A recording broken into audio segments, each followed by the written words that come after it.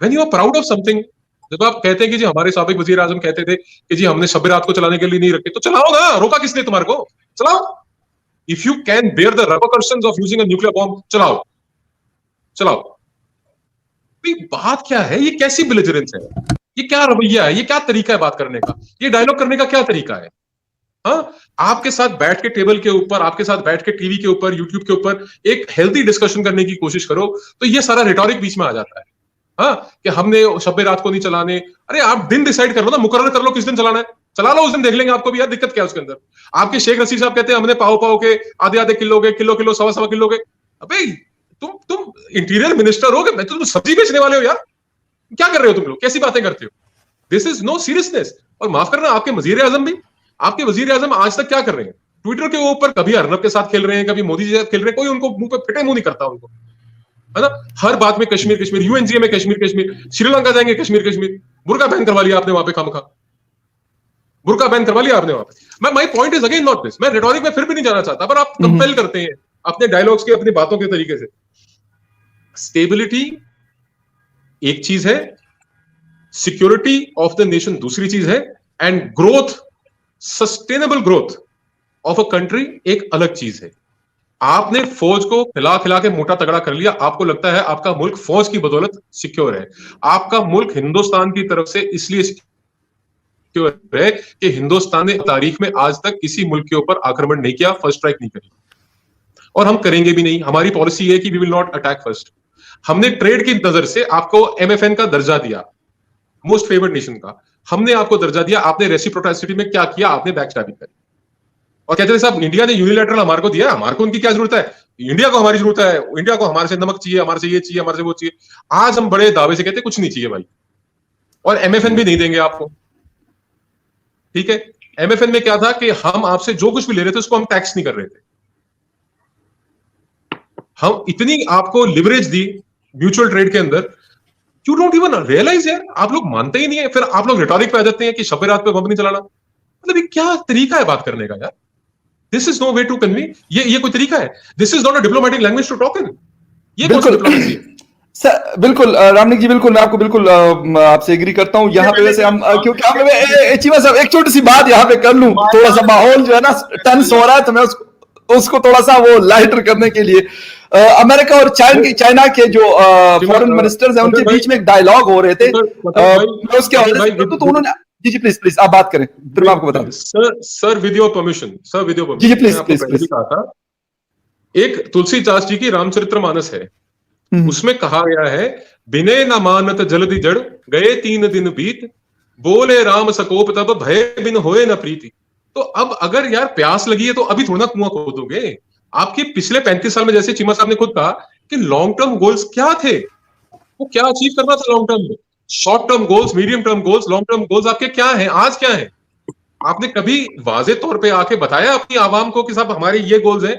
इसके अंदर अभी जैसे आप कर रहे हैं ना नेशनल सिक्योरिटी डायलॉग, एनएसडी कर रहे हैं ना जी जी, तो आपने कभी आवाम से पूछा कि भाई क्या हमारे गोल्स होने चाहिए, क्या हमारे को करना चाहिए अगले 5 साल में, अगले 10 साल में, अगले 30 साल में? आपकी पॉलिसी कश्मीर सेंट्रिक रही, आपने घुट्टी पे लाके रखी अपनी आवाम को कश्मीर की, वो आया नहीं। अब आप कह रहे हैं कि साहब हमारी इकोनॉमी का भी बट्टा बैठ गया, we have to do something about it. There is no doubt कि आपको बहुत कुछ करना पड़ेगा, और जहां कहीं संभव होगा, मुमकिन होगा, हम भी आपकी मदद करेंगे। पर ये तरीका थोड़ा ना कि हम बम चला देंगे शब रात में, यार क्या नॉनसेंस है यार। देखिए अच्छा चीमा साहब आप जवाब दे दें बस, ये जुनून भूल जाओ, आप निकाल दो अपने दिमाग से। ठीक है जी चीमा साहब। देखिए दरअसल मान साहब का एक प्रॉब्लम है कि मान साहब अपने लीडर्स को पढ़ते नहीं है। जब 99 में इन्होंने धमाके किए ना, तो इनके जो लीडर थे ना एलके अडवाणी साहब, उन्होंने बड़ा क्लियर ने कहा, पाकिस्तान को पैगाम दिया, उन्होंने कहा बंदे भांजो जनाब, उन साढ़े को न्यूक्लियर वेपन है। मैं एक नहीं, मैं 6 रेफरेंस भेज सकता हूं इस चीज के। उस वक्त गौहर अयूब पाकिस्तान के फॉरेन मिनिस्टर होते थे, मुझे कंप्लीट कर ले मान साहब जरा। उस वक्त गौहर अयूब पाकिस्तान के फॉरेन मिनिस्टर होते थे, उन्होंने कहा अब बैलेंस बदल गया, अब हम पाकिस्तान को बताएंगे। इनके लीडर्स की स्टेटमेंटें निकाल लें। मैंने जो स्टेटमेंट बात की है ना, हमने न्यूक्लियर वेपन को इसलिए नहीं बनाया कि हमें शौक है। देखिए दुनिया में एक मुल्क है जिसने न्यूक्लियर वेपन प्रेस्टीज के लिए बनाया, उसका नाम है ग्रेट ब्रिटेन।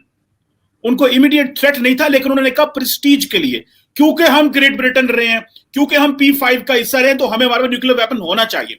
भारत की अपना इशू था चाइना या व्हाटएवर, या पाकिस्तान भी ऑब्वियसली। हमारा मसला भारत था, भारत ने बनाया, तो हमने न्यूक्लियर वेपन भारत के लिए बनाया, हमने किसी और के लिए नहीं बनाया। तो वो बात जो उन्होंने वजीर आजम ने की सही की है। जो मान साहब बात कर रहे हैं वो कश्मीर का चूरन बेचा एस्टैब्लिशमेंट, तुसी फौज नु खुआता मोटा हो गई, they always target the army, वो करते हैं टारगेट आर्मी को। इनको चाहिए क्योंकि उन्हें पता है पाकिस्तान में स्ट्रांग है ना, फौज स्ट्रांग है, तो वो टारगेट करते हैं जनाब। इनको करना चाहिए आर्मी को टारगेट, क्योंकि दुश्मन का क्या काम होता है, सबसे मजबूत चीज होती है, टारगेट करो, उसको टारगेट करो, अच्छी बात। अरे आप दुश्मन का क्या काम है, फौज पाकिस्तान की पढ़ो, क्यों? क्योंकि फिर वो जारी बात है, फिर वो क्विड प्रो को होता है, बैलेंस करते हैं, हर चीज करते हैं। यही तो इनको ये पता है कि कहते हैं फखर भाई, भारत का प्रॉब्लम क्या है? भारत का प्रॉब्लम ये है, ये कहता है कि हम ना, मान साहब ने तो एक जवाब दिया, आपको पता है क्या? आपने कहा वो सेक्रेटरी डिफेंस जो है ना वो आ रहा है, तो उसके पास मैं इसलिए नहीं आ रहा उसके ऊपर मैं एक वजह से भी नहीं आ रहा। मैंने वो सारी चीजें रखी कि वो क्या कह रहे हैं, वो सारी मैं मान साहब का जवाब देने लगा हूं। सिर्फ मान साहब ने कहा ले आएगा लेटर, देख लेंगे, पढ़ा रहेगा, ये इनका स्टाइल था। वक्त बदल जाता है, बहुत अच्छी चीज है। आज भारत मजबूत है। आज से सिर्फ 15-18 साल पहले चले जाना, यूएस सेक्रेटरी ऑफ स्टेट का फोन आता था तो भारत में कंपनी लग जाती थी। अमेरिका बहादुर सी, सीधी सी बात है भाई, अगर कहोगे तो स्टेटमेंटें भी निकाल लेंगे, सारा कुछ बता दूंगा। लेकिन 15-20 साल में भारत ने अपना कोर्स बदला, मजबूत हुआ, एटीट्यूड बदला, बहुत अच्छी चीज है, अप्रिशिएट करता हूं। मैं कहता हूं किसी की भी अच्छी चीज हो अप्रिशिएट करो, भले दुश्मनी क्यों ना हो कोई किसी का, अप्रिशिएट, उसको इग्नोर ना करो। एग्जैक्टली इंडिया की भी बहुत सारी चीजें अच्छी हैं, मैं मानता हूं। मैं हर चीज पर टारगेट नहीं करता। मैं चाहता हूं अगर हमें अच्छा सोचना है, आगे की तरफ जाना है, तो हमें कॉमन पॉइंट्स करने हैं। एक बात, आखिरी बात, फिर मैं मान साहब जो मर्जी जवाब दें और इसको बेशक इंक्लूड कर दीजिएगा। जी प्लीज। देखें, बहुत सारे ऐसे स्टेक होल्डर होते हैं सिस्टम के अंदर जो चाहते हैं कि बेलोकॉसिटी रहे, नफरत डंडा चले। जी मानसिक साहब प्लीज। जी फकर भाई देखिए, ऐसा है कि अब चीमा साहब तो उठ के चल दिया, अब इनको जो बताऊंगा वो सुनेंगे नहीं। नहीं अभी एक सेकंड में आ रहे हैं, जस्ट मैं ना इनकी जानकारी के लिए इनको 2-3 बातें बताता चलूं। पहले इन्होंने बात करी सेक्रेटरी डिफेंस की बात करी इन्होंने। चीमा साहब गल सुनो जरा। और फौज का काम भी तो पॉलिटिकल विल को इंप्लीमेंट करना। और मैं आपको बताऊं आपकी जानकारी के लिए, 26/11 के बाद एयरफोर्स चीफ ने ये वाजे तौर पे कहा है, जो हमारे साबिक एयरफोर्स चीफ है, कि उन्होंने तत्कालीन साबिक प्रधानमंत्री को ये कहा था कि we have the capability of striking inside Pakistan, permit us. Political will नहीं थी, मिलिट्री विल थी, तब भी चाहती थी फौज। और आपको मैं बता दूं आपकी जानकारी के लिए, माथे से पसीना पोंछ लो जरा, दोबारा जरूरत पड़ेगी दोबारा आएंगे, दोबारा लेके जाएंगे। और दंदा कट लो जितनी कटनी, अगली बार ना थोड़ी फौज दंद भी लेके आवांगे ना। और सुनो, तीसरी और महत्वपूर्ण बात, आप जब कहते हैं ना कि ये जो हमारा वजीर आजम था उसने LK आडवाणी जी की बात को रेसिप्रोसिटी में 22 साल पहले कही थी, तो भैया 22 साल पहले अगर कही थी तो LK आडवाणी ने कौन सा कल कही है? ये बात उतनी पुरानी है, बल्कि उससे ज्यादा ही पुरानी होगी। पर आपको जरूरत महसूस होती है आज 22 साल बाद भी वो बात दोहराने की। ये आपकी कमी है, मेरी कमी नहीं है। ये बात आपने कही है, आपने अपने साबिक वजीर आजम को कोट किया है, आपने कहा कि हमारे वजीर आजम ने कहा था। अब आप सुनिए, अरे सुनिए साहब, क्या हो जाता है आपको? आपके अपने शो में तो आप सुनते नहीं, फकर के शो में सुनिए जरा। मैंने आपकी भी बातें सुनी है, आपने बहुत सारी गलत बातें करी है, बड़े इत्मीनान से सुनिए। आप भी सुनने की कुव्वत रखिए जरा, बिल्कुल ठेका मेरी तरफ से भी। सुनिए आप ध्यान से। आप जब कहते हैं कि 22 साल पहले कहा हमारे वजीर आजम, तो LK आडवाणी साहब ने कौन सा कल कहा? ये उतनी पुरानी बात होगी चीमा साहब। ये ना ये वर्बोसिटी मत लेके आओ, है ना, ये तनातनी मत लेके आओ डायलॉग के अंदर। ये आपके मुल्क के लिए अच्छा नहीं है। मैं तो कह रहा हूं, आज भी आप कह रहे हैं कि हालात बदलते देर नहीं लगती। आप बदल लो ना, आपने कौन सा बदल लिया अपने हाथ 72 साल में? माफ करना, आपकी हालात बदतर हुए हैं। $160 बिलियन से ज्यादा आपके ऊपर एक्सटर्नल लोन है, स्टेट बैंक ऑफ पाकिस्तान की स्टेटमेंट है। आपकी नेट जो है GDP नेगेटिव में है। आपके पास जो फॉरेन एक्सचेंज आपके पाकिस्तानी मेहनत कर करके बाहर से कमा के बेचते हैं, वो आप तेल पे, गंदुम पे, दालों पे, गैस पे, इन अशियाओं पे खर्च देते हैं। ये आपके प्रधानमंत्री ने, आपके वजीर आजम ने कहा है, मैंने नहीं कहा। ये उनके परसों की स्टेटमेंट आप दोबारा चला के सुनिए। एक एक चीज के ऊपर मैं सिर्फ और सिर्फ आपके वजीर आजम को अभी कोट कर रहा हूं। 4 मिलियन टन आप गंदुम इंपोर्ट करते हैं, नेट इंपोर्टर हर एक चीज के। यार एक समय आपके आर्मी चीफ कहते हैं कि हमारी जरखेज जमीन है। जरखेज जमीन है तो साहब आप उसके ऊपर गंदुम उगाइए, क्यों बाहर से इंपोर्ट करते हैं? दालें उगाइए, क्यों बाहर से इंपोर्ट करते हैं?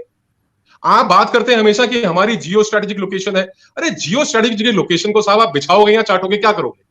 जब आपके इंटरनल चैलेंजेस आपसे मीट नहीं हो रहे, आप अपने पड़ोसी मुल्क के साथ, आपके जो ममालिक हैं उनके साथ आप एक अच्छा रिलेशन नहीं मेंटेन कर पाते, और आप जब बात करते हैं तो आपकी तनातनी से बातें शुरू होती हैं।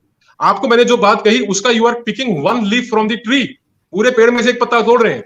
मैंने कहा तो था कि ले आएंगे, देख लेंगे वो लाएंगे भी या नहीं लाएंगे, इस बात की आपको कैसे गारंटी है? आपने पैसे दिए क्या सेनेटर को चिट्ठी लिखने के लिए? बताइए, how are you so sure about it? ये फजूल की बातें मत किया करो चीमा साहब, आप प्रोफेसर आदमी हैं यार, आपने बच्चों का, आपके पाकिस्तान का मुस्तकबिल हाथ किया आपने, तो थोड़ा जिम्मेवारी से बात कर लिया करो, ये सब अच्छा नहीं लगता।